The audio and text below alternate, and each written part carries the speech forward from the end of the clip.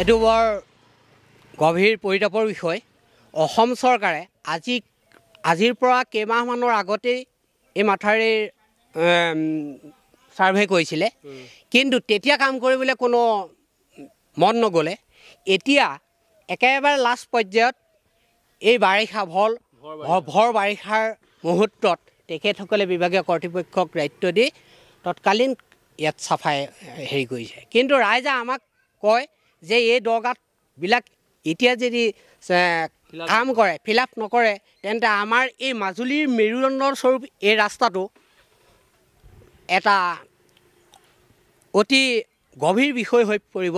কোনটো মুহূৰ্তত এইটো ভাগি যাব তাৰ নিশ্চয়তা নাই।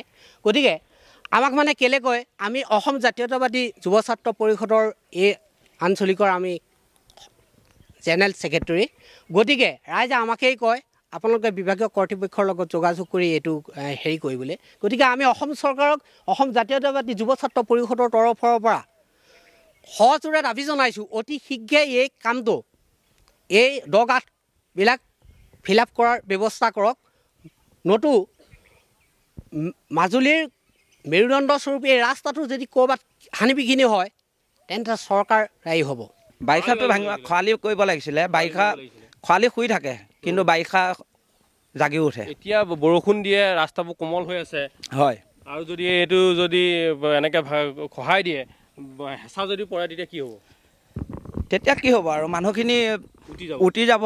ইয়াত মানে কোনো ব্যৱস্থা নাই, এখন প্লেটফৰ্ম নাই, পশু পক্ষী কিবা কিবি তাত ৰাখিবৰ কাৰণে, মানুহ দুনুহ থাকিবৰ কাৰণে এখন উপযুক্ত প্লেটফৰ্ম নাই। গতিকে চৰকাৰ খৰালি শুই থাকিব আৰু বাৰিষা সাৰ পাই থাকিব।